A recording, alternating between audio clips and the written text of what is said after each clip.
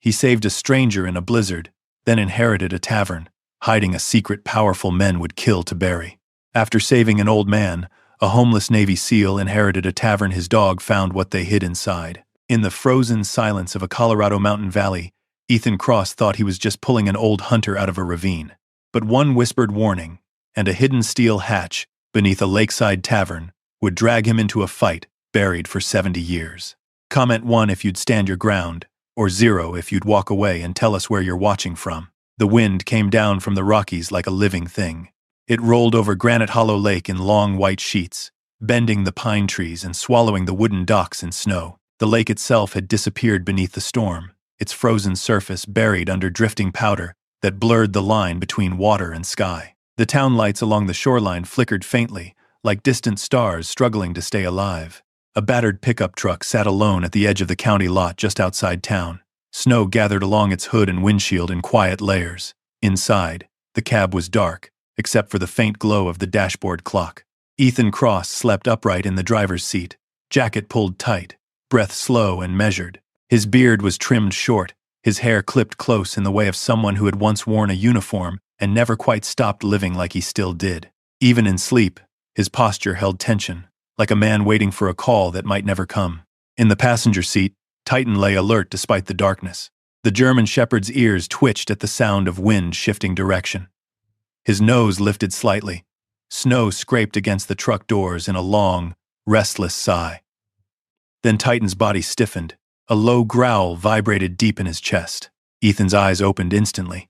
There was no confusion, no groggy hesitation, just awareness. Titan was already moving, front paws braced against the passenger door, muscles taut beneath thick black and tan fur. "What is it?" Ethan murmured, voice rough from cold. Titan let out a sharp, urgent bark, and then he lunged. The door swung open into a blast of snow as Titan leapt down into the storm without hesitation. Ethan was out of the truck a second later, boots sinking into fresh powder, pulling his jacket collar up against the wind. "Titan, heel!" But Titan wasn't wandering. He wasn't chasing scent. He was tracking something specific. The dog moved with purpose, head low, weaving between pine trunks at the edge of the lot. Snow whipped sideways, stinging Ethan's face as he followed. They crossed the tree line and moved toward the ridge that overlooked the frozen spillway. Beyond town, a stretch of rocky ground that dropped sharply into a narrow ravine, carved by spring runoff. The storm howled louder there. Titan stopped abruptly near the edge of the drop-off. His paws scraped against snow as he leaned forward and barked down into darkness. Ethan reached him and dropped to one knee, shining a small flashlight beam into the swirling white below. At first, he saw nothing but wind. Then he heard it. A strained, broken sound. "Help!"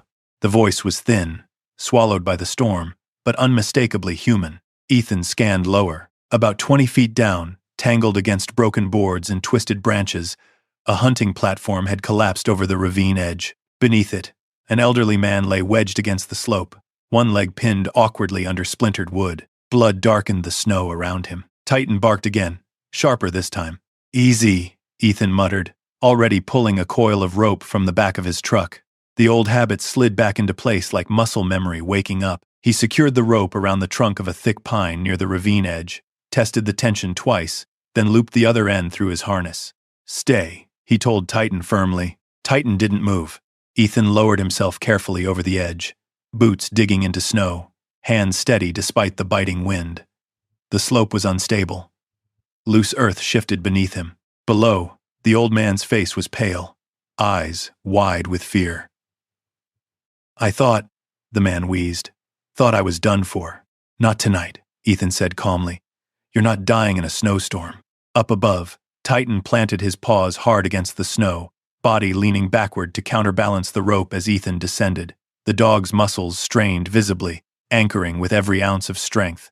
Ethan reached the man and crouched carefully beside him. The hunting platform had splintered beneath the man's weight, one leg bent at an unnatural angle. "Name?" Ethan asked, already sliding boards away with controlled movements. "Samuel," the man gasped. "Samuel Boone." "All right, Samuel, I'm Ethan. That's Titan up top. We're getting you out." Samuel's breathing hitched as another gust of wind rattled the broken boards above them. Ethan slipped his arm beneath Samuel's shoulders and checked the pinned leg. Fractured, most likely, but not bleeding heavily. We're going to lift slow, Ethan said. When I say, you push with your good leg. He secured the rope under Samuel's arms and gave it 2 sharp tugs as signal. Titan responded instantly.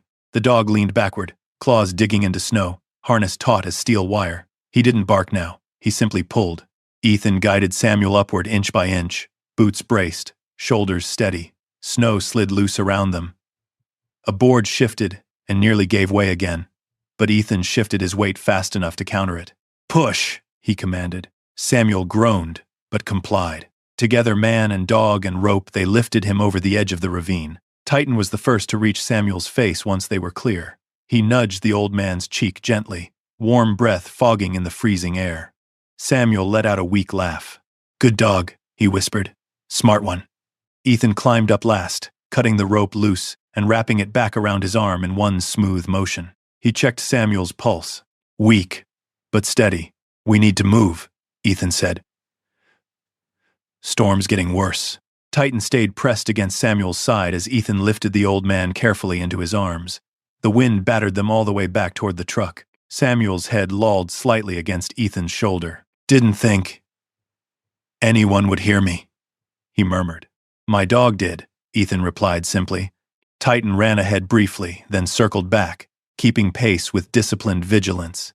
Every few seconds he glanced over his shoulder, making sure they were still moving. By the time Ethan reached the truck, snow had already begun filling their tracks. He laid Samuel gently across the back seat and climbed into the driver's side, Titan jumping in beside him, without being told. The heater roared to life. Samuel's eyes fluttered open once more. Ethan adjusted a blanket around him. You're going to be fine, he said quietly. Samuel's hand lifted weakly, gripping Ethan's sleeve with surprising force. Don't let him take it, he rasped. Ethan leaned closer. Take what? The tavern, Samuel whispered, breath barely visible. Don't let him take the tavern. And then his grip loosened. Titan stared at the old man's face without blinking. Outside, Granite Hollow Lake disappeared completely behind the white curtain of snow. Inside the truck, Ethan felt something shift. He had planned to leave this town by morning, just another place to park, just another night survived. But as Titan rested his head lightly against Samuel's chest to keep him awake, Ethan stared out at the storm and knew one thing for certain. This night wasn't random. It was the beginning of something. He turned the key and drove toward town, the storm chasing them down the mountain road like a warning. The words echoed in his mind. Don't let him take the tavern. And for the first time in a long time, Ethan Cross felt something heavier than survival settle onto his shoulders. Responsibility. The truck's headlights cut through the storm in narrow tunnels of yellow. Snow swirled sideways across the windshield, thick and blinding. Ethan leaned forward slightly, hands steady on the wheel, every movement deliberate. Titan sat upright in the back seat beside Samuel Boone, one paw resting lightly against the old man's coat, as if making sure he didn't drift too far away. Granite Hollow's small hospital came into view through the white curtain. A single red sign glowed above the entrance, humming faintly against the wind. Ethan pulled under the awning and killed the engine. Stay with him, he told Titan quietly as he climbed out. He swung the back door open and lifted Samuel carefully. The old man's body felt lighter than it should have.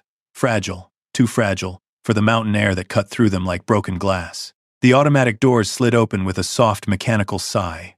Warm air met cold wind in a brief collision before sealing them inside. Nurses moved quickly when they saw Samuel's condition. A stretcher appeared. Questions followed.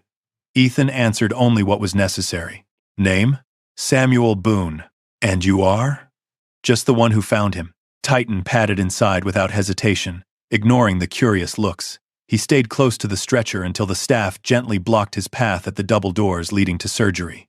Ethan rested a hand on Titan's neck. The dog sat instantly, eyes locked on the doors as they swung shut. Silence settled into the hallway. Ethan lowered himself into a plastic chair beneath fluorescent lights that hummed overhead. His boots left small puddles of melting snow beneath them. His jacket was damp, streaked with white. The adrenaline that had carried him through the rescue began to drain, and the quiet rushed in. For a moment, he wasn't in a hospital in Colorado. He was back in Afghanistan. Dust in the air, concrete collapsing, the sound of metal screaming, the weight of rubble pressing down on his chest so hard he couldn't breathe. A flicker of panic tightened his throat. He closed his eyes, but the memory sharpened instead of fading. He could hear shouting in a language he didn't understand, could feel his heartbeat pounding in his ears, could smell smoke. He hadn't known if he would make it out that day. But Titan had. Even younger then, fur dusty and eyes wild with determination, Titan had clawed through broken plaster and stone, barking until another team found them. The dog's paws had bled. He hadn't stopped digging. A warm weight pressed against Ethan's knee. Ethan opened his eyes. Titan's head rested there, steady and solid. The dog's amber eyes were calm, focused entirely on him.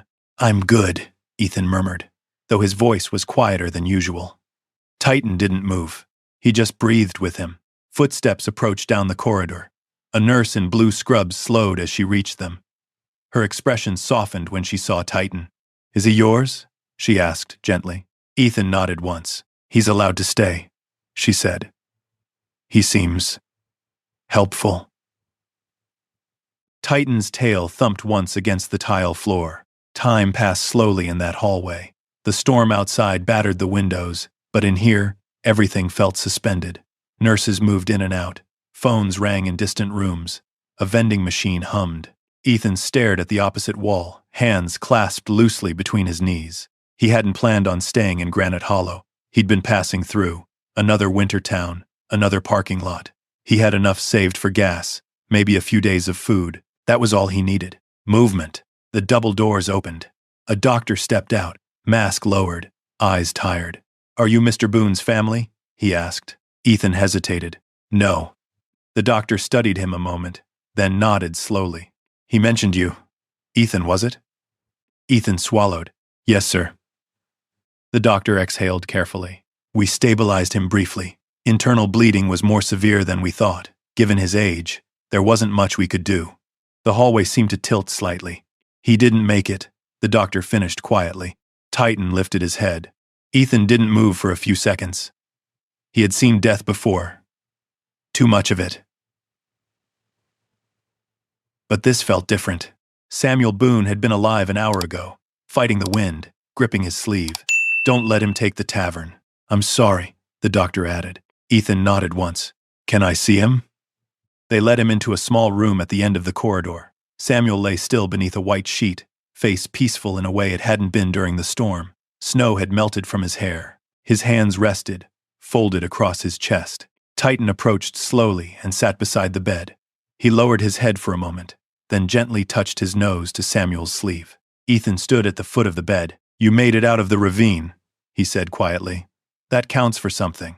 The nurse cleared her throat softly behind him. "There's one more thing," she said. "Mr. Boone asked our administrator to contact his attorney before surgery. He updated his will this afternoon. I thought." Ethan frowned slightly. The nurse handed him a small sealed envelope with his name written across the front in shaky pen. "Mr. Boone insisted this go to you if anything happened." Ethan stared at the envelope. "I just met him," he said. The nurse gave a small shrug. He was very clear. Titan looked up at Ethan, ears slightly forward. Ethan broke the seal. Inside was a short handwritten note. "Ethan, if you're reading this, then I didn't make it. You're the kind of man who runs toward danger instead of away from it. Granite Hollow needs that. The Hollow Lantern Tavern is yours now. I trust you to protect what's underneath it. Samuel Boone." Ethan read it twice, then a third time. "The Hollow Lantern Tavern?" he murmured. The nurse nodded. "It's his property, lakeside, been in his family for generations." "I don't want it," Ethan said quietly, almost to himself. Well? Titan stood and pressed against his leg. Ethan looked down at him. "I don't even have a home," he whispered. Outside the hospital window, the storm had begun to ease. Snow still fell, but slower now. Softer. Ethan folded the letter carefully and slid it into his jacket pocket. He looked once more at Samuel Boone's still face. "You should have told me what I was walking into," he said under his breath. Titan gave a soft huff. Ethan rested his hand on the dog's head. He had planned to leave at sunrise. Now, he wasn't so sure. Because whatever the Hollow Lantern Tavern was, it wasn't just a building. And a dying man had trusted him with it. Ethan Cross stepped back into the hallway, Titan at his side, the weight of inheritance pressing against his chest like unseen armor. He wasn't just passing through Granite Hollow anymore. He had been pulled into it, and something told him this town and that tavern were far from finished with him. Morning broke over Granite Hollow in a pale wash of blue and silver. The storm had emptied itself during the night, leaving behind a world that looked untouched and almost innocent. Snow blanketed the rooftops, softened the road signs, and turned the frozen lake into a sheet of quiet light. Ethan drove slowly along the narrow road that hugged the shoreline. Titan sat upright in the passenger seat now, watching the trees slide by. His ears moved at every shift in wind, every distant sound of plows scraping the highway up ahead. The wooden sign appeared through the pines first, the hollow lantern Tavern, Est. 1947. The paint was chipped, the lantern hanging beside the sign creaked slightly in the breeze. Beyond it, the tavern itself stood at the edge of Granite Hollow Lake, like something out of another era. It was built almost entirely of dark pine logs, 2 stories tall, with a wide porch that wrapped around the front. A dock stretched from the rear deck, out over the frozen lake. Snow rested heavily on the roof, but the structure beneath it looked strong. Weathered. Enduring. Ethan parked and cut the engine. For a long moment, he didn't move. "You don't have to like it," he muttered under his breath, more to himself than to Titan. "Just have to understand it." Titan nudged the door handle with his nose. Ethan let out a quiet breath and stepped out into the snow. The cold hit sharp and clean, pine and lake air mixed together, crisp enough to clear the mind. The front door creaked when he pushed it open. Inside, the tavern smelled faintly of wood smoke and old varnish. The main room was large and warm-toned, despite the winter light filtering through tall windows. A stone fireplace stood against the far wall. Above the bar counter hung a row of antique lanterns, darkened with age. Chairs were stacked upside down on tables, as if the place had closed for the season. Titan stepped inside first. His paws made soft thuds against the wooden floor. He moved slowly, scanning the corners, nose lifting, taking everything in. "Clear," Ethan murmured automatically, though there was no real threat. Just silence. He walked behind the bar and rested his hands on the polished wood. It was worn smooth from decades of use. A brass cash register sat near the end. Old photographs lined the walls, black and white images of fishermen, loggers, and men in heavy coats standing proudly in front of the same building. The place felt lived in, not abandoned. Ethan reached into his jacket and unfolded Samuel's letter again. "You're the kind of man who runs toward danger, instead of away from it." He let out a low exhale. "Bad habit," he muttered. The front door opened suddenly behind him. Ethan turned sharply. A young woman stood in the doorway, boots dusted with snow, dark hair pulled into a tight braid beneath a wool hat. Her eyes were sharp, guarded. "You Ethan Cross?" she asked. He nodded once. "Maggie Boone," she said. "Samuel's granddaughter." Titan stepped quietly to Ethan's side, body angled just slightly forward. Maggie's gaze dropped to the dog. She hesitated for half a second before stepping fully inside. "I didn't expect you to show up so fast," Ethan said. "I didn't expect him to rewrite his will," Maggie replied evenly. The words hung in the air. "You think I had something to do with it," Ethan said calmly. Maggie crossed her arms. "You rescue him one night, and suddenly the tavern's yours? You see how that looks?" Titan's ears twitched. Ethan didn't rise to it. "I met him yesterday," he said. "Pulled him out of a ravine. That's it. And he just hands over family property to a stranger?" Ethan reached into his pocket and handed her the letter without speaking. She read it once. Then again, her expression shifted, not softer, but less certain. "He was stubborn," she said quietly. "Always trusted his gut over paperwork." "Maybe his gut told him something," Ethan replied. Maggie looked around the room. "You even know what this place is?" she asked. "A tavern. It's more than that." She walked toward the fireplace and pointed to a faded photograph above it. A group of men stood shoulder to shoulder in heavy winter gear. Snow covered their boots. "That's my great-grandfather. Those men formed a mountain rescue network back in the 40s. Before helicopters, before radios worked right up here." Ethan studied the image. "They used this place as headquarters," Maggie continued. "Search teams launched from here during mining accidents, avalanches, lost hikers." Titan moved toward the center of the room and paused. His head tilted slightly. His nose lowered toward the floorboards. Ethan noticed. "What is it?" he asked quietly. Titan tapped one plank once, then twice, then a third time. Slow, deliberate. Maggie frowned. "What's he doing?" Ethan stepped closer. "That's a signal," he said. "He used it overseas when he sensed something hidden, something not right." The wind outside picked up briefly, rattling the windows. The floor beneath Ethan's boots vibrated faintly, so faintly it could have been imagined. Except, Titan tapped again. 3 times. Maggie stepped back instinctively. "You hear that?" she whispered. Ethan crouched and pressed his palm flat against the wooden floor. It was subtle, but there. A low hum beneath the boards. Not mechanical, not random. "Has there ever been a basement?" Ethan asked. Maggie shook her head slowly. "Not that I know of." Titan scraped his paw along the seam between 2 planks. Ethan stood, walked behind the bar, and retrieved a crowbar hanging on the wall. He returned and wedged it carefully into the seam Titan had marked. The wood resisted at first, then shifted. A plank lifted free with a soft cracking sound. Beneath it lay darkness and metal. A rusted steel hatch, square and old, fitted tightly into the floor beneath the tavern. Maggie stared. "I've been coming here since I was 5, she whispered. "I never knew that was there." Titan leaned closer, ears forward, but didn't step onto the hatch. Ethan brushed snow-damp dust aside and traced the edge with his fingers. Old bolts, hand-forged hinges. "This wasn't added later," he said quietly. "This was built with the place." The air felt heavier suddenly. Outside, the lake gleamed in quiet contrast to the dim interior. Maggie stepped closer to Ethan. "What do you think is down there?" she asked. Ethan looked at Titan. Titan met his gaze, calm but alert. "I think," Ethan said slowly, "your grandfather didn't just leave me a tavern." He straightened up, crowbar still in hand. "I think he left us something buried." The wooden room seemed to hold its breath around them, and for the first time since stepping inside, Ethan felt the weight shift again. Not just responsibility, purpose. Because whatever waited beneath that steel hatch, it was meant to be found. And Titan had found it. The steel hatch sat beneath the tavern floor like a sealed memory. For a moment, neither Ethan nor Maggie moved. The late afternoon light coming through the lake-facing windows stretched long across the wooden planks, catching in the dust that had settled into the seams over decades. Titan stepped back 2 paces and sat, posture rigid, eyes fixed on the hatch. He wasn't afraid. He was alert. Ethan crouched and ran his hand across the metal again. It was cold despite the warmth of the room. Old rivets lined the frame. Someone had sealed it carefully, not to hide it forever, but to keep it untouched. "Did your grandfather ever mention tunnels?" Ethan asked quietly. Maggie shook her head.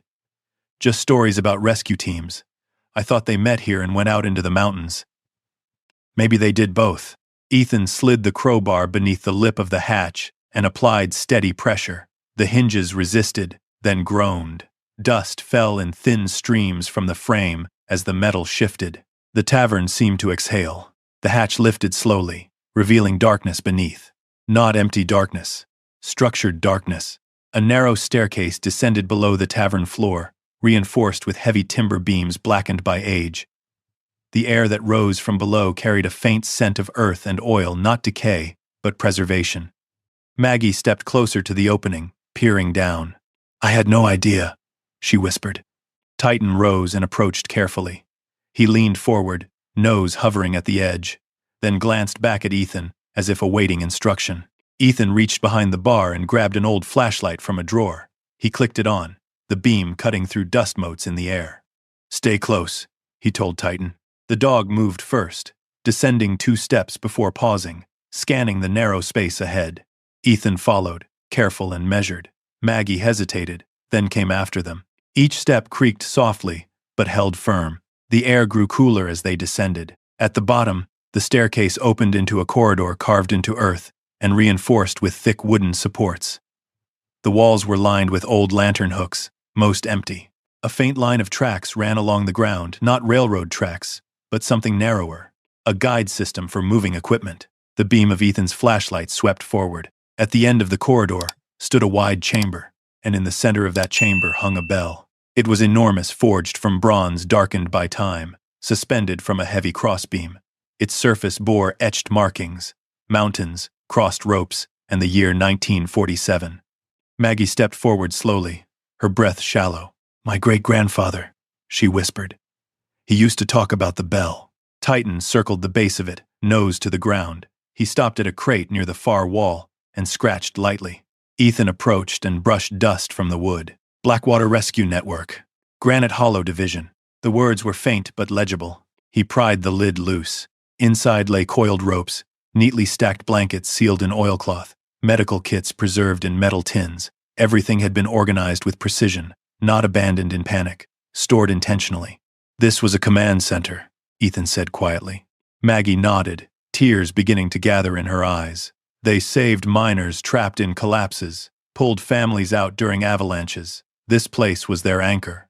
Ethan moved toward the far wall where shelves held old ledgers bound in leather. He lifted one carefully and flipped it open. Dates, names, locations. Accounts of rescue operations stretching back decades. One entry caught his attention. The 3rd of March, 1951. Unauthorized blasting detected. Tunnel instability reported. Investigation suppressed. Ethan frowned. Suppressed? He muttered. Titan's ears twitched. The floor beneath them gave a faint vibration. Subtle. But there. Ethan stilled. You feel that? Maggie whispered. He nodded. It wasn't wind. It wasn't settling wood. It was a low hum traveling through the earth itself. Titan lifted his head and stared toward the lake-facing wall of the chamber. The hum pulsed again, 3 times. Slow, measured, like an echo responding to Titan's earlier taps. Maggie's voice trembled slightly. It's like it's breathing. Ethan stepped toward the wall Titan was watching. The stone there was thicker, reinforced. Along its base ran an older tunnel sealed with wooden planks. Fresh snow had not touched this place in decades, yet a thin layer of moisture glistened along the cracks. Where does that lead? Ethan asked. Maggie shook her head. I don't know. I swear I don't. Titan moved forward and placed his paw against the sealed planks. He tapped once, twice, then paused. Ethan felt something tighten in his chest. The vibration deepened slightly, then faded. Silence returned, but it wasn't the same silence as before. It was aware. Maggie stepped closer to Ethan. Why would my grandfather hide this? She asked. Maybe he wasn't hiding it, Ethan replied. Maybe he was protecting it. He scanned the ledgers again, flipping pages with care. Another entry stood out. The 12th of July, 1953. Ownership dispute escalated. Mining rights contested. Threats issued. Ethan closed the book slowly. Someone wanted this land, he said quietly. Everybody's always wanted this land, Maggie replied bitterly. Resort developers, investors. My grandfather turned them down every time. Titan's posture shifted, not alarmed, focused. He walked toward the back corner of the chamber where a small steel cabinet was mounted into stone. Ethan approached and tested the handle. Locked. He crouched lower, examining it more closely. Find something, boy? He murmured. Titan's tail swayed once steady, confident. Ethan rested his forehead briefly against Titan's shoulder. He felt it again, that sense of standing at the edge of something larger than himself. This wasn't just about an inheritance. It wasn't even about land. It was about history, about promises made long before either of them were born. The hum beneath the tavern returned once more, faint but unmistakable. Maggie swallowed. Do you think someone else knows about this? She asked. Ethan looked toward the ceiling above them, toward the tavern, toward the lake beyond. Yes, he said quietly. And I think they don't want it found. Titan's ears flattened slightly, then rose again. He stood between Ethan and the sealed side tunnel, guarding, as if he understood that whatever this place had once protected, it wasn't done protecting yet. The Hollow Lantern Tavern wasn't just built on old mining foundations. It was built on secrets. And now that the hatch had been opened, those secrets were beginning to breathe. Above them, wind swept across Granite Hollow Lake in long, lonely arcs. Below, the mountain listened, and somewhere beyond the trees, someone else might be listening too. The next morning came bright and sharp, as if the storm had never happened. Sunlight spilled across Granite Hollow Lake, turning the frozen surface into a field of blinding white. The mountains stood tall and clean under a winter blue sky. Smoke rose lazily from chimneys in town. It would have looked peaceful to anyone passing through. But the tavern no longer felt peaceful. Ethan stood on the dock behind the hollow lantern, boots planted wide against the slick wood. Titan stood beside him, scanning the tree line along the far bank. The dog's ears moved constantly now, catching things Ethan couldn't hear. You feel it too, Ethan murmured. Titan gave a low huff, eyes fixed on the narrow road that curved toward the tavern. Maggie stepped out onto the porch, wrapping her coat tighter around herself. I called the county clerk, she said. The will's legitimate. It transferred everything to you. Ethan didn't look back. I don't want it for me, he replied. Not yet. What does that mean? It means this place isn't done telling its story. The sound of an engine echoed faintly through the trees. Titan's body went rigid. A black SUV rolled into view along the snow-packed road, its polished exterior reflecting the sunlight in cold flashes. It moved slowly, deliberately, like it had nowhere else to be. The vehicle stopped at the base of the porch steps. The driver's door opened.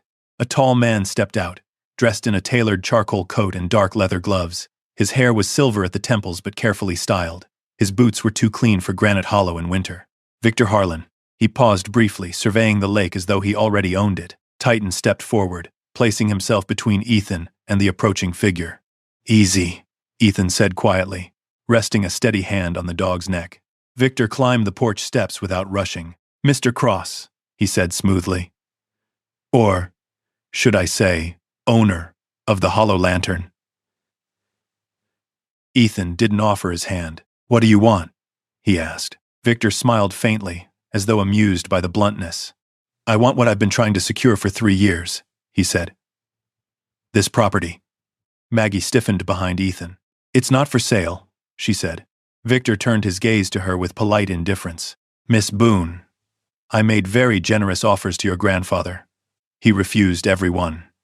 He wasn't interested, Maggie replied. Victor's eyes shifted back to Ethan. Samuel Boone owed back property taxes, he said. The land beneath this tavern sits on mineral rights currently under dispute. My company has legal interest in resolving that. Ethan's jaw tightened slightly. Resolving, he repeated. Victor nodded. Granite Hollow has potential. Eco-lodges, guided recreation, luxury development that brings jobs. At 18, Titan let out a low growl. Victor glanced at the dog. He's well-trained, he observed. He's honest, Ethan replied. Victor's smile thinned just enough to reveal steel beneath it. Mr. Cross, I understand you're new here. I also understand you've had a difficult transition since leaving the service. Ethan's eyes sharpened. Victor continued smoothly. I've done my research. You've been living out of your truck. I imagine stability would be welcome. Maggie stepped forward. That's none of your business. Victor ignored her. I'm prepared to offer you a substantial sum to walk away. Enough to set you up comfortably somewhere warmer. Titan's growl deepened. Ethan stepped down from the dock and onto the snow between them. Why now? He asked. Victor tilted his head slightly. Because Samuel Boone is no longer here to complicate things. The words hung cold in the air. You were waiting for him to die, Maggie said quietly.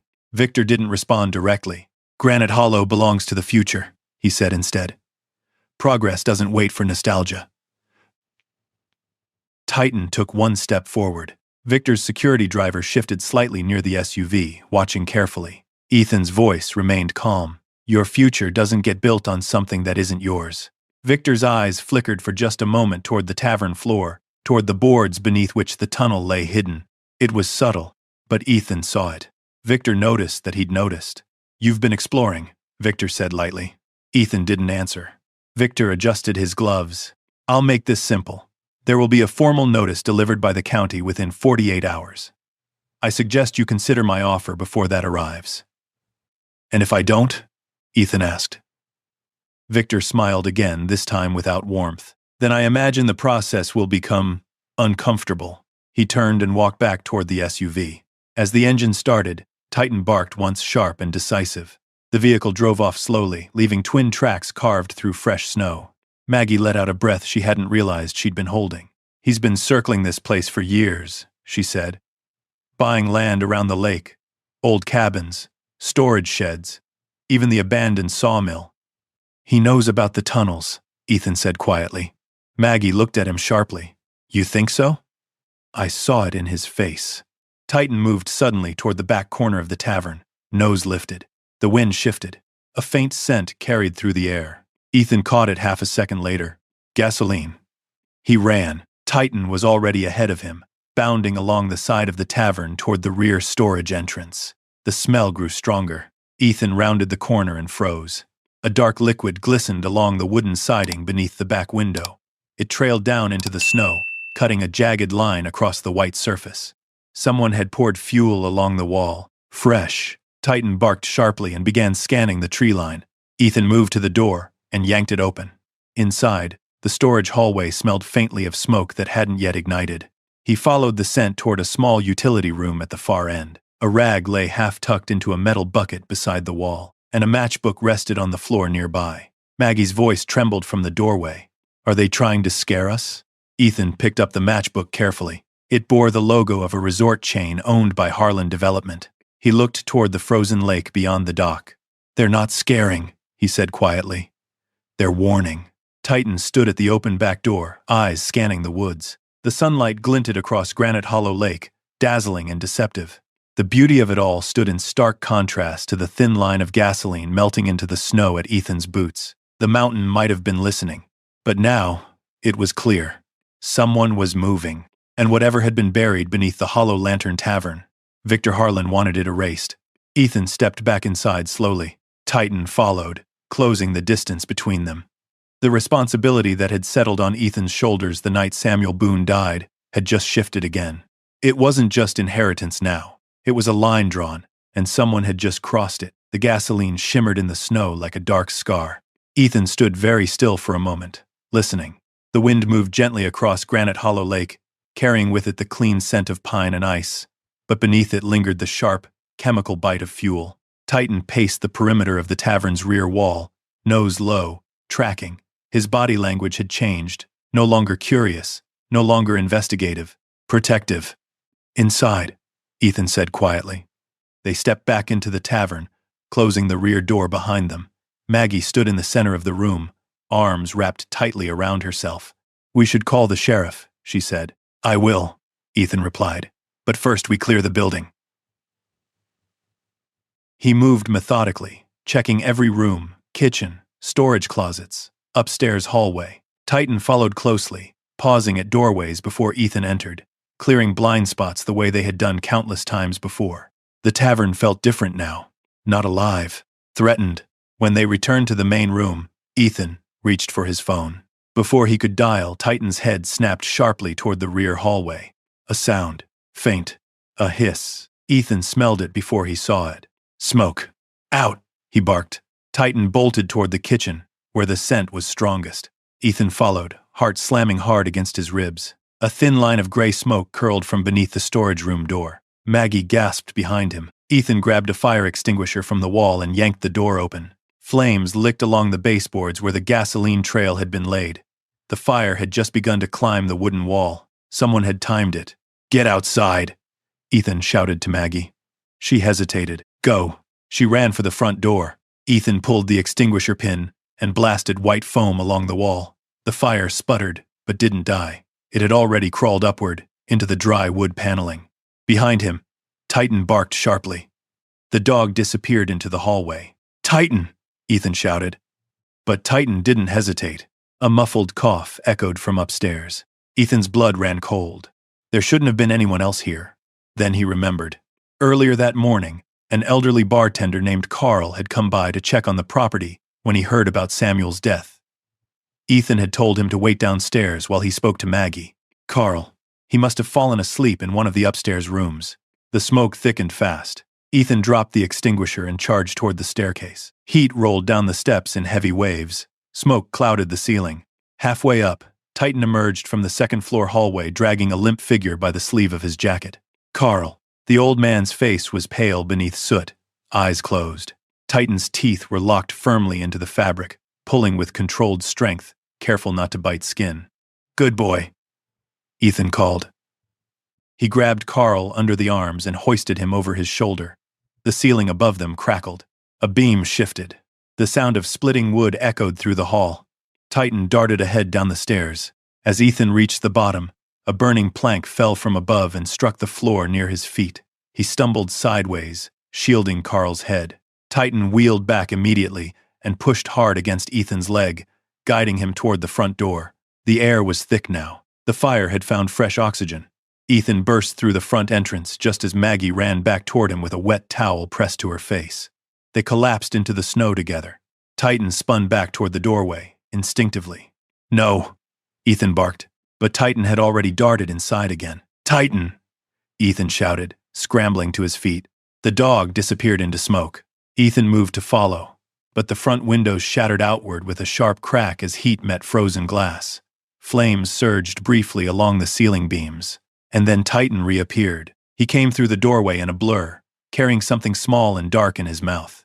A leather-bound ledger. He dropped it at Ethan's boots and coughed, smoke rising from his fur. Ethan grabbed Titan by the harness and pulled him farther into the snow. The tavern's rear half was fully ablaze now, but the stone fireplace and thick outer logs held the structure from total collapse. Sirens wailed faintly in the distance. Deputy Luke Ramirez arrived first in a patrol truck, tires sliding slightly on packed snow. He jumped out, eyes wide at the sight. "What happened?" he demanded. "Arson," Ethan said flatly. Ramirez looked toward the burning rear wall. "Anyone hurt?" "Carl's breathing. Smoke inhalation," Maggie said quickly. Ramirez called for paramedics while Ethan knelt beside Titan. The dog's side heaved rapidly. A thin line of red darkened his shoulder fur. Ethan's stomach tightened. He brushed the fur aside gently. A deep cut ran across Titan's upper shoulder, likely from the falling beam upstairs. "Stay with me," Ethan murmured. Titan's eyes stayed locked on him, alert despite the pain. He didn't whine. He didn't move away. He simply leaned closer. Fire crews arrived quickly and began spraying the rear of the building. Steam rose in thick clouds as water met flame. The damage was heavy but contained mostly to the storage and upstairs back rooms. Carl was loaded into an ambulance, coughing but conscious. Ramirez approached Ethan carefully. "You have proof?" he asked. Ethan handed him the matchbook recovered earlier. Ramirez studied it. "Harlan," he muttered under his breath. Ethan didn't speak. The deputy glanced toward the tree line. "I'll file it," he said quietly. "But you know how this goes." "Yeah," Ethan replied. The flames slowly died. Smoke drifted upward into the bright winter sky. Maggie stood with tears streaking through soot on her face. "He tried to burn it down," she whispered. "No," Ethan said quietly. "He tried to erase it." Titan shifted slightly, wincing. Ethan removed his jacket and pressed it gently against the wound. "You didn't have to go back in," he murmured. Titan licked his wrist weakly. The hollow lantern still stood, scarred, but standing. The steel hatch beneath the floor had not been touched by flame. The chamber below remained intact. Ethan looked at the partially charred wall and then down at Titan. The responsibility had turned into something sharper now. Resolve, because someone had just tried to destroy more than a building, and Titan had run into fire without hesitation not once, but twice. Ethan rested his forehead against the dog's. "You're not just protecting me anymore," he whispered. "You're protecting history." The sirens faded. The snow around them melted slowly beneath the rising heat, and as the smoke drifted across Granite Hollow Lake, Ethan knew one thing, with absolute certainty. This was no longer about walking away. It was about standing firm, because the tavern had survived the first strike, and so had they. By nightfall, the flames were gone, replaced by the heavy scent of wet ash and charred pine. The fire crews had left. Deputy Ramirez had taken his report and driven back toward town, promising to follow up, though his tone carried the quiet weight of a man who knew powerful people did not always answer easily for their actions. The Hollow Lantern Tavern stood wounded, but unbroken. The rear storage wall was blackened, beams exposed like ribs beneath torn skin. Smoke curled faintly from places where water still dripped from melted snow. Inside, Ethan moved carefully through the main room, checking for structural weaknesses. Maggie followed with a flashlight, her boots crunching softly on bits of fallen plaster. Titan lay near the stone fireplace on a folded blanket. His shoulder had been cleaned and stitched at the small clinic in town. The veterinarian had shaken his head at the depth of the cut but smiled faintly at Titan's steady heart rate. "Tough dog," the vet had said. Now Titan watched Ethan without blinking. The dog's pain was visible in the tightness of his breathing, but there was no hesitation in his eyes. "You should be resting," Maggie said quietly to Titan. Titan's ears flicked. "He doesn't know how," Ethan replied gently. He crossed the room and knelt beside the dog. "You good?" he murmured. Titan's tail thumped once against the wood. The fire had done one thing Ethan had not expected. It had peeled back more of the floor near the hatch. Smoke damage and heat had warped several planks, making the steel door beneath more exposed than before. Ethan stood slowly. "It's time," he said. Maggie met his eyes. "You think the fire was about that?" she asked. "I think it was about whatever's under it," he answered. Titan pushed himself upright despite the bandage wrapped across his shoulder. He moved slowly but deliberately toward the hatch. Ethan opened it again. The air rising from below felt cooler now, almost protective, as if the underground chamber had shielded itself from the flames above. They descended carefully. The chamber greeted them in silence. The great bronze bell stood unchanged, suspended in the center of the room like a sentinel waiting for orders. The shelves and crates remained intact. Ethan walked toward the ledgers he had examined earlier. Smoke had not reached this far. He lifted one and turned pages carefully under the beam of his flashlight. Titan moved toward the back corner where the steel cabinet had remained locked. He sniffed along its base, then pawed once at the stone beside it. Ethan approached. "You think there's more?" he asked softly. Titan's gaze didn't waver. Ethan knelt and studied the stonework around the cabinet. One block looked slightly different, smoother, less weathered. He pressed against it. It shifted inward with a dull click. A narrow compartment slid open beneath the cabinet. Maggie inhaled sharply. Inside lay a long wooden box sealed with brass clasps. Ethan lifted it out carefully and set it on a crate. He opened the clasps. Inside, wrapped in oilcloth, was a smaller object, shaped like a cylinder. Beside it lay several folded documents sealed in wax. Maggie's hands trembled slightly as she unfolded the first page. The heading read, Granite Hollow Rescue Charter, 1947.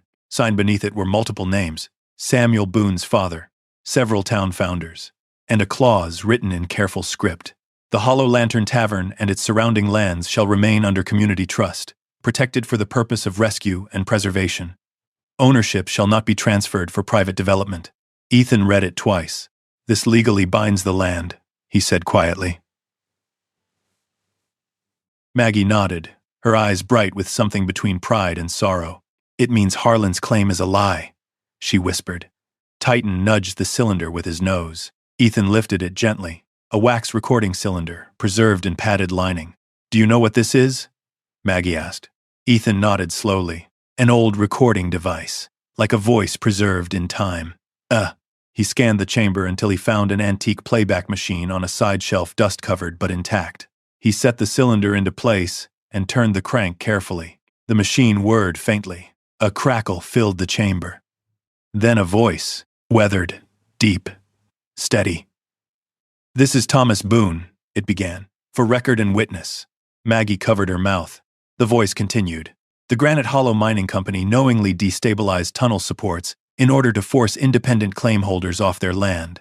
Lives were endangered. We formed the rescue network to protect our people when no one else would. Ethan felt his jaw tighten. The voice spoke of pressure from investors, of attempts to silence complaints, of threats made behind closed doors. We placed the tavern and land into permanent trust, the voice concluded. So no corporation may ever erase what happened here. The recording clicked to silence. The chamber felt smaller now, heavier. Victor Harlan's grandfather had owned Granite Hollow Mining Company. The pieces slid together with chilling clarity. Maggie wiped tears from her cheeks. He didn't just want the land, she said softly. He wanted to bury this. Titan shifted his weight, then slowly moved toward the bell. He lifted his nose and lightly nudged the edge of the bronze. The bell swayed almost imperceptibly. Ethan stepped forward. This bell called rescue teams, he said quietly. It signaled help. He wrapped his fingers around the rope attached to its clapper. For a moment, he hesitated. Then he pulled. The sound that filled the chamber was deep and resonant. It rolled outward like thunder contained in bronze, vibrating through the wooden beams and stone walls. Above them, faintly, the tavern floor trembled. The sound echoed beyond the chamber, into the mountain, into the lake. Maggie closed her eyes. It sounds like it's alive, she whispered. Titan stood tall beside Ethan, ears forward, as if recognizing the meaning of the tone. Ethan let the rope fall gently. They tried to burn this place down, he said quietly, but they didn't burn this. He held up the charter, and they didn't burn this.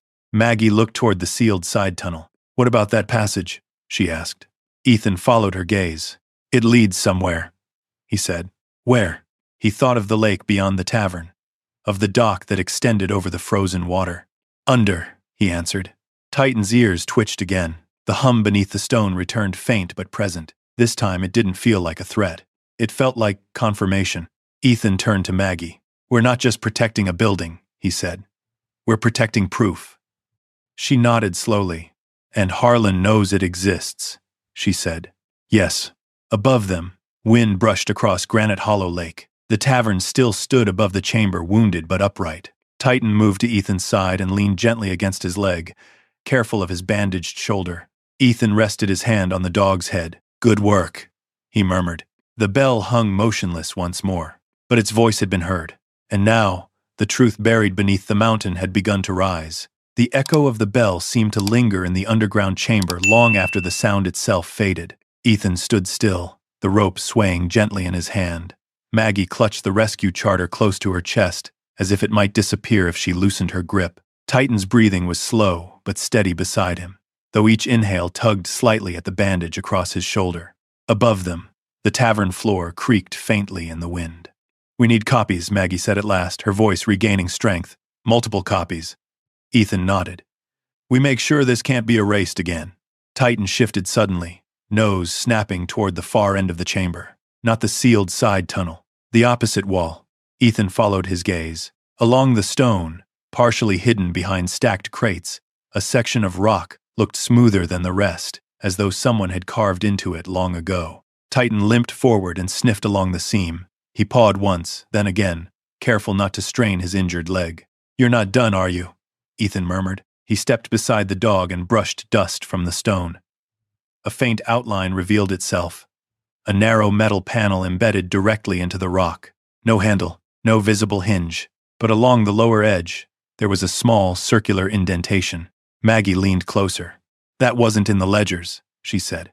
Ethan crouched and ran his fingers over the indentation. Looks like it takes something, he said. Titan turned and walked toward the wooden box where the wax cylinder had been stored. He nudged it gently, then looked back at Ethan. The cylinder? Maggie asked. Ethan lifted it carefully and examined its base. There, a small brass protrusion, shaped almost like a key. He brought the cylinder back to the wall and aligned the brass tip with the indentation.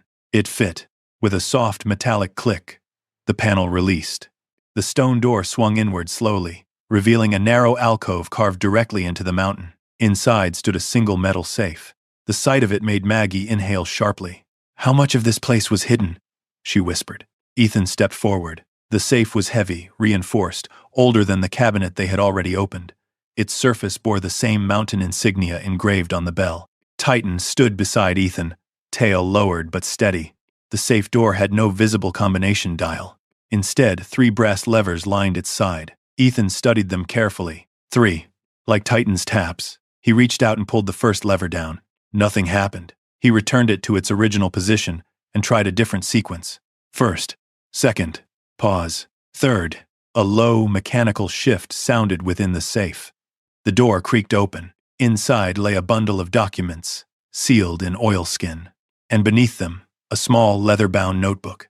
Ethan removed the bundle first and placed it gently on a crate. Maggie unwrapped the oilskin. Her hands trembled as she unfolded the top document. It was a formal affidavit, signed by multiple miners, dated 1952.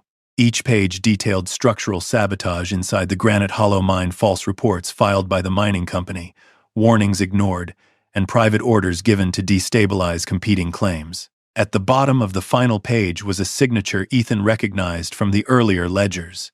Thomas Boone, and beneath that, Harold Harlan, Victor Harlan's grandfather. Maggie stared at the name. They forced him to sign, she whispered. Ethan's jaw tightened. Or he signed, knowing he was guilty. Titan shifted his weight and nudged the leather notebook. Ethan opened it. Inside were Samuel Boone's own handwritten entries from the past few years. Short notes, observations. Victor asking again, threatened to challenge tax status. He suspects the lower chamber. Ethan turned the page. The final entry was written shakily. If anything happens to me, the proof is beneath the lake. Second chamber. Under dock. Follow the original map. Maggie's breath caught. Beneath the lake? She repeated. Ethan looked up slowly. That sealed side tunnel, he said. Titan moved toward it at once, nose to the wooden planks that blocked the passage. The hum beneath the chamber grew slightly stronger. Not threatening, just present. Ethan approached the sealed tunnel. He ran his flashlight along its edges. The planks were old but reinforced with iron bands. This leads under the lake, he murmured. There's another chamber. Why hide part of it underwater? Maggie asked. Ethan answered without looking away. Because water protects what fire can't. Above them, a faint vibration rippled through the stone. A sound. Not the hum this time. A crunch. Footsteps on snow. Titan's ears snapped upright. He turned instantly toward the staircase. Ethan extinguished the flashlight. The chamber plunged into darkness. Only the faint, ambient light from above filtered down the stairwell. They stood in silence. Another crunch. Closer. Maggie's breath quickened. Ethan reached down and placed a steady hand on Titan's collar. The dog didn't growl. He waited, listening. A shadow passed briefly across the opening above, then stopped. The air felt tighter. Titan leaned slightly forward, muscles coiled despite his injury. Ethan motioned Maggie toward the side wall. The shadow lingered for several long seconds, then retreated. The crunch of boots faded into the distance. Ethan didn't move for a full minute. Only when Titan's posture softened slightly did he allow himself to exhale. They know, Maggie whispered. Yes, Ethan replied quietly. He turned the flashlight back on. We're out of time. He gathered the documents carefully, sealing them back into oilskin. The notebook he slid inside his jacket. Titan remained alert, eyes still trained upward. We need to secure copies, Maggie said again. And then? Ethan asked. She met his gaze. Then we finish what my grandfather started. Ethan looked toward the sealed tunnel leading under Granite Hollow Lake. The hum beneath the mountain pulsed once more. Slow, measured, like a heartbeat beneath stone. Victor Harlan had tried to burn the truth. He had underestimated how deep it ran. Ethan rested his hand briefly against Titan's neck. You ready for cold water? He murmured. Titan's tail moved once, steady and certain. The mountain had spoken through the bell. Now it was pointing them toward something deeper. And beneath the frozen surface of Granite Hollow Lake, the final proof waited. The moon rose thin and pale over the mountains, casting a silver path across the frozen lake. The wind had settled into a low whisper, dragging ribbons of snow across the ice in long, restless streaks. Ethan stood at the end of the tavern's dock, studying the surface. The sealed tunnel beneath the chamber had confirmed it. The second chamber lay directly under this stretch of water. The original map, tucked inside Samuel's notebook, marked a position 20 feet from the dock's edge. We wait until night, Ethan had said earlier. Now it was night. Maggie stood near the porch, arms folded tight, watching. You don't have to do this tonight, she called softly. Yes, Ethan replied without turning. I do. Titan stood at his side, harness secured snugly around his chest. A length of climbing rope was clipped to the harness and looped back through Ethan's waist belt. The dog's bandaged shoulder was wrapped again, reinforced but not immobilized. You stay on the dock, Ethan told Maggie. If anything goes wrong, you call Ramirez. She nodded. Ethan stepped onto the frozen lake. The ice groaned faintly beneath his boots, thick but not silent. He moved slowly, testing each step. Titan followed closely, paws spreading slightly for traction. They reached the marked position.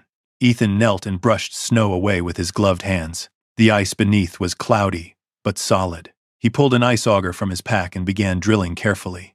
The rhythmic grind echoed across the lake in small metallic pulses. Titan scanned the shoreline constantly, ears twitching at distant sounds. After several minutes, the auger broke through.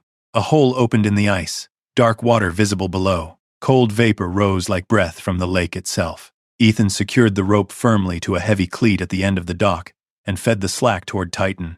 Guard, he commanded softly. Titan moved into position near the rope line, sitting tall despite the pain in his shoulder. Ethan removed his jacket, revealing thermal layers beneath. He attached a waterproof flashlight to his wrist and clipped a smaller retrieval hook to his belt. The air bit hard against his exposed skin. He looked at Titan one last time. You hold the line, he said quietly. Titan's gaze locked onto him. Then Ethan lowered himself into the freezing water. The shock hit instantly. It stole his breath and tightened every muscle in his body. He forced himself to remain steady. In, out, control. The flashlight beam cut through the dark water, revealing murky shapes below. He descended slowly along the rope. The cold pressed in like a vice. 5 feet, 10. At 15 feet, the beam caught something solid. A wooden structure embedded into the lakebed reinforced beams, leading into a sealed stone chamber. The tunnel extended from the underground passage beneath the tavern and ended here. Ethan swam forward. A metal door stood partially visible beneath silt. He brushed it clear with his gloved hand. The same mountain insignia marked its surface. He found a handle and pulled. It resisted. He pulled harder. It gave. Inside the submerged chamber, shelves lined the walls. At the center stood a narrow steel tube, embedded upright in stone. He swam toward it. The tube was sealed with wax and brass. He attached the retrieval hook and secured the rope around it. Then he tugged twice the signal. Above, Titan stiffened. He felt the tension in the line. The dog rose immediately, bracing his paws against the dockboards. His injured shoulder trembled, but held. He leaned back with controlled force, pulling. The tube shifted free from its stone base. Ethan guided it upward as Titan hauled steadily. The weight strained against the rope. Above the waterline, Titan barked once sharp and alert.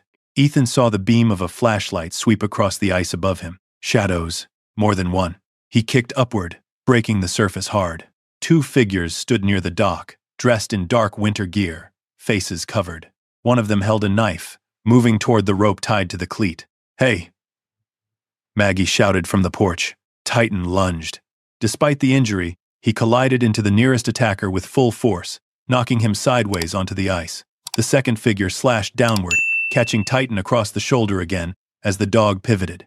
Ethan surged from the water, hauling himself onto the ice. He grabbed the rope and yanked the steel tube clear of the hole before rolling toward Titan. The masked attacker tried to regain footing. Ethan rose, body still dripping and freezing, and moved with precise, controlled speed. He knocked the knife aside with one strike and drove the attacker back across the ice. The second man scrambled up, grabbing at Titan's harness, trying to push him away from the rope. Titan twisted sharply and snapped at the man's sleeve, forcing him to retreat. Ethan planted himself between them and the dock. The wind picked up suddenly, snow blowing sideways across the lake. Headlights flared from the road. Deputy Ramirez's patrol truck roared into view, siren cutting through the night. The attackers hesitated, then fled toward the tree line. Ramirez jumped out, weapon drawn but not firing, scanning the woods. "Stop!" he shouted. But the figures vanished into darkness. Ethan knelt beside Titan immediately. Blood darkened the snow beneath the dog's shoulder.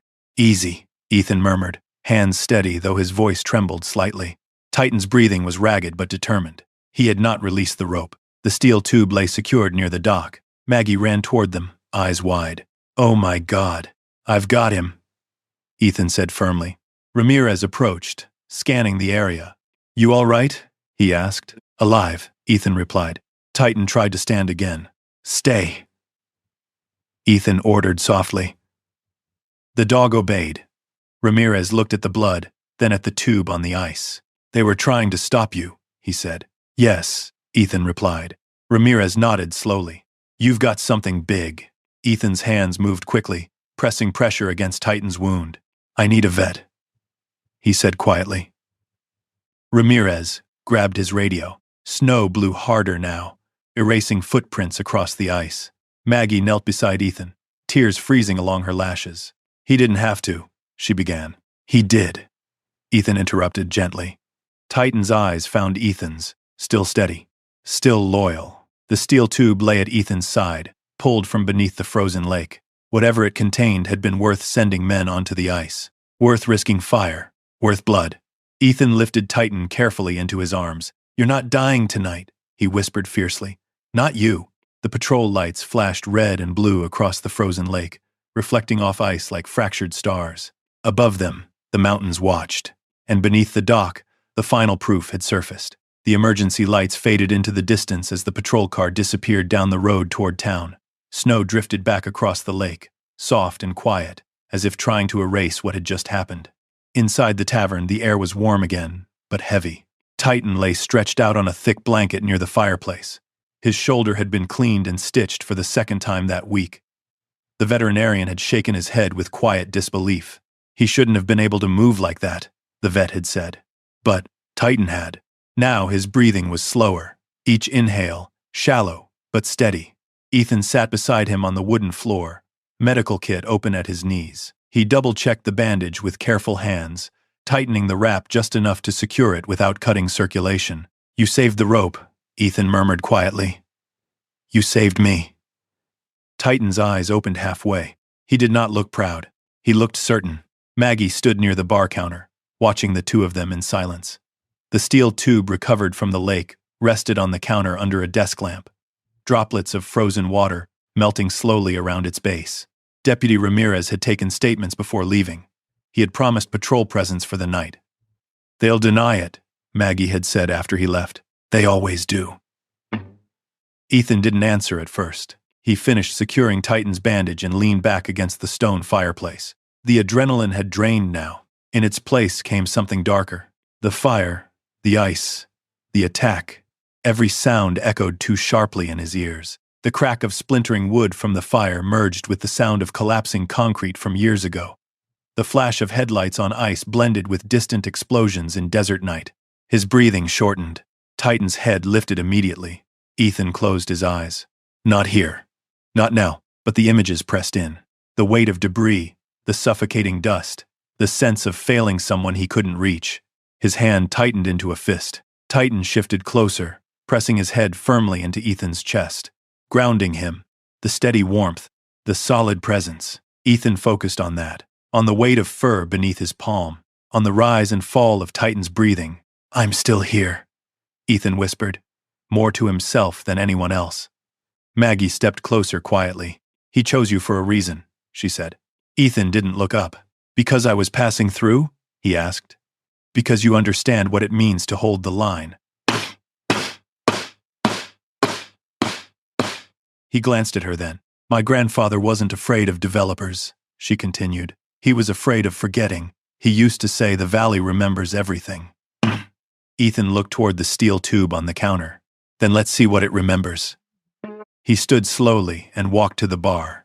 The tube was heavier than it looked, brass-capped and sealed with hardened wax. He broke the wax carefully with the edge of a knife. Inside were tightly rolled documents wrapped in waterproof cloth. He removed them and laid them flat beneath the lamp. The first page bore an official seal. State of Colorado Mineral Rights Transfer Review, dated 1954. Attached were internal memos from Granite Hollow Mining Company signed by Harold Harlan, detailing knowledge of structural sabotage and deliberate destabilization of competing tunnel claims. But the final document was the one that made Maggie's breath catch.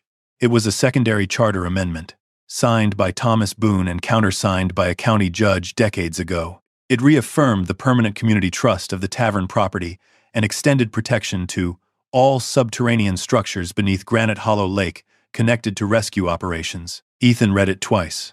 "They can't claim it," he said quietly. "Not legally." Maggie nodded slowly. "But they can try to discredit it." Ethan folded the documents carefully. "We make copies, digital and paper." He looked at Titan, "And then we take it public." The wind brushed lightly against the tavern windows. For the first time since the attack, the air inside felt steady. Not calm, but focused. The next morning, word spread through Granite Hollow faster than the snowfall. By midday, several townspeople gathered outside the tavern. Carl, the bartender, bandaged but upright. An older couple who had known Samuel for decades. 2 former volunteer rescue workers. They didn't ask many questions. They simply stood there, support in quiet form. Maggie stepped onto the porch and addressed them. "My grandfather protected this valley," she said.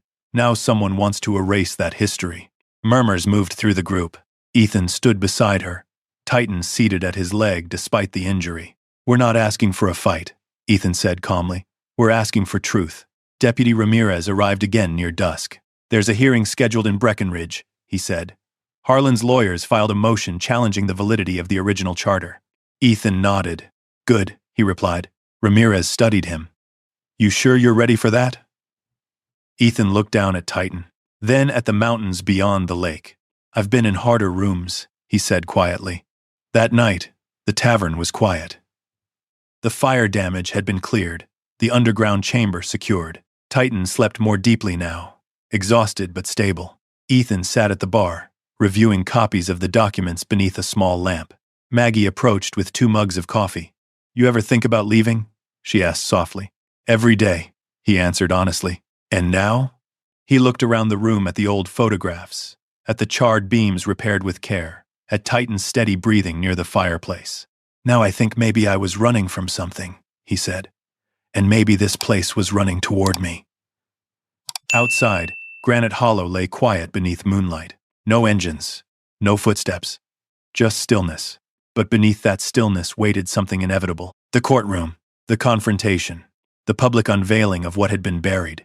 Ethan folded the final copy of the charter and slid it into a folder. He walked to Titan and knelt beside him once more. "We're not done," he murmured. Titan's tail moved slightly against the floor. The silence before battle was different from fear. It was measured, steady, prepared. And as the lantern above the tavern door flickered gently against the night air, Ethan Cross felt something shift again. Not just responsibility, not just resolve, belonging. And in the morning, they would carry that belonging into a courtroom, where the bell beneath the mountain would finally speak. The drive to Breckenridge began before sunrise. Granite Hollow lay quiet behind them, the lake frozen and still under a pale gray sky.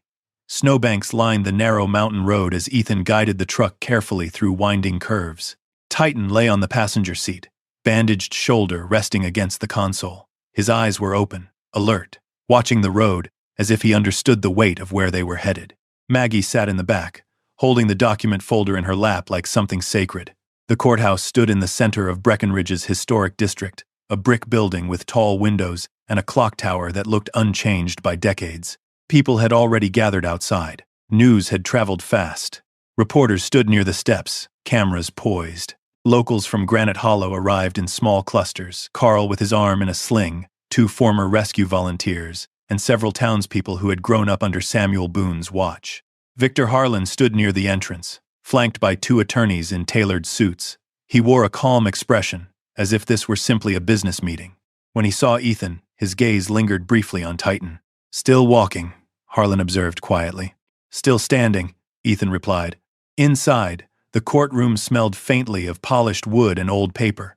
Sunlight streamed through high windows, casting long beams across the rows of benches. Titan walked at Ethan's side without hesitation. The judge, an older woman with sharp eyes and a measured presence, took her seat. "Case of Harlan Development versus Granite Hollow Community Trust," the clerk announced. Harlan's lead attorney stood first. "Your Honor," he began smoothly, "the original mineral rights and land ownership documents presented by the Boone family are outdated and legally void under modern statutes. My client seeks rightful development of land currently underutilized." Murmurs moved through the gallery. Ethan remained seated, hands folded loosely in front of him. Maggie's jaw tightened. When it was their turn, Ethan stood. He was not a lawyer, but he spoke clearly. "Your Honor," he began, "this isn't about development. It's about preservation of a legally binding trust that predates Harlan Development." He placed the rescue charter on the table before the judge. These documents were hidden for decades beneath Granite Hollow Lake. They were protected because someone knew they would be challenged. Harlan's attorney scoffed lightly. "Recovered from beneath a lake? That sounds theatrical." Ethan didn't react. He lifted the wax cylinder carefully from a padded case. "This was recorded in 1952 by Thomas Boone, founder of the Granite Hollow Rescue Network." The judge leaned forward slightly. "Is this authenticated?" she asked. Deputy Ramirez rose from his seat near the back. "It has been verified by the State Historical Registry this morning," he said. "The recording matches archived mining company documentation." The playback device was placed carefully on the clerk's desk. The courtroom fell silent as Ethan turned the crank. The crackle filled the room. Then Thomas Boone's voice emerged, steady and undeniable. "This is Thomas Boone, for record and witness." The words echoed against courtroom walls just as they had beneath the mountain. Faces in the gallery shifted from curiosity to recognition. Harlan's expression remained composed, but his jaw tightened subtly. The recording detailed sabotage, suppression, knowledge of structural danger. When the name Harold Harlan was spoken aloud, the silence grew heavier. Ethan stopped the device and reached for one final object. He turned to the bailiff. "We'd like to present a demonstration." A small team from Granite Hollow stepped forward, carrying something wrapped in thick cloth. They unveiled it slowly. The bronze mountain bell. Gasps moved through the room. Harlan's attorney rose sharply. "Your Honor, this is highly irregular." The judge raised a hand. "Proceed." Ethan stood beside the bell and wrapped his fingers around the rope. "This bell signaled rescue," he said quietly. "When the mining company failed to act." He pulled. The deep tone rolled through the courtroom resonant, undeniable. It vibrated in the floorboards, in the windows, in the chest. The judge closed her eyes briefly as the sound faded. Deputy Ramirez stepped forward again. I investigated the arson attempt on the Hollow Lantern Tavern, he said firmly. Evidence links materials used to Harlan development supply chains. Harlan's attorney objected, but the judge silenced him with a glance. The pieces had aligned. The charter, the recording, the attempted intimidation. Ethan didn't gloat. He simply stood there beside Titan, who remained seated with calm dignity despite his bandaged shoulder. The judge leaned forward. Based on the evidence presented, she said slowly, the Granite Hollow Rescue Charter remains legally binding. Ownership of the Hollow Lantern Tavern and associated subterranean structures is upheld under community trust. She paused. Furthermore, this court recommends formal investigation into the alleged arson and historical claims presented. A ripple moved through the courtroom.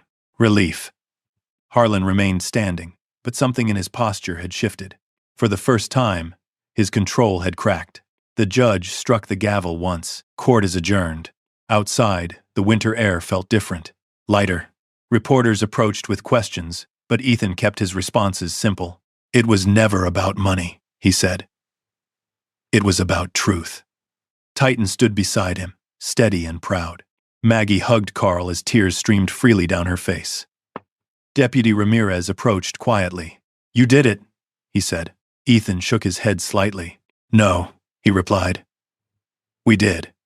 He looked toward the mountains rising beyond Breckenridge. The bell had spoken, and the valley had answered. But as Victor Harlan stepped into a waiting car across the street, his expression unreadable behind tinted glass, Ethan knew something else too. This wasn't the end of conflict. It was the end of silence. And sometimes, that was even louder. The news traveled through the mountains faster than winter wind. By the time Ethan and Maggie drove back into Granite Hollow that evening, headlights lined the narrow road leading to the tavern. Trucks, old sedans, even a snowmobile parked crooked near the tree line. People stood along the porch and dock, bundled in coats and scarves, waiting. When the truck came to a stop, Titan lifted his head. He stepped down carefully, favoring his healing shoulder, but holding it higher now than before. A small cheer rose from the crowd. It wasn't loud. It wasn't wild. It was something steadier. Recognition. Carl approached first, still coughing faintly but smiling wide. You rang that bell in court, he said, shaking his head in disbelief. Heard about it already. Ethan gave a small nod, figured it deserved to be heard. Maggie stepped onto the porch and looked out over the gathering. My grandfather believed this place was bigger than any one person, she said, her voice clear in the cold air. Today proved he was right. Applause followed, not theatrical, but heartfelt. The tavern's charred rear wall had been repaired temporarily with fresh timber. Snow had been cleared from the dock. Lanterns lined the porch railing, casting warm amber light across the white ground. Titan moved slowly along the edge of the dock, nose lifted to the wind. The lake stretched out before him, frozen and glowing beneath a fading sunset. Ethan joined him. You did good, he murmured, quietly. Titan glanced back briefly, then forward again. Weeks passed. Granite Hollow changed. Not dramatically, not in a way that would draw headlines again, but in a way that felt rooted. The Hollow Lantern reopened officially on a crisp Saturday morning beneath clear blue skies. A new wooden sign hung above the door. The Hollow Lantern Rescue School. Veteran NK-9 Training Center. Inside, the underground chamber had been preserved and documented with care. The bell now hung above the tavern's entrance, polished and restored but still bearing the marks of time. The second chamber beneath the lake had been sealed securely after the documents were archived with the state. Nothing would be hidden again. Ethan stood near the fireplace as a small group of veterans gathered in the main room. Some wore caps bearing unit patches. Others carried quiet expressions that Ethan recognized too well. Titan lay at his side, watching the newcomers carefully. This isn't about forgetting, Ethan said to the group. It's about redirecting. He gestured toward the lake beyond the windows. Search and rescue. Avalanche response. K-9 training. Granite Hollow has always needed people willing to run toward trouble. A younger veteran raised his hand slightly. And if we're not sure we can? Ethan glanced down at Titan. You don't do it alone, he answered. Maggie now managed the tavern's daily operations.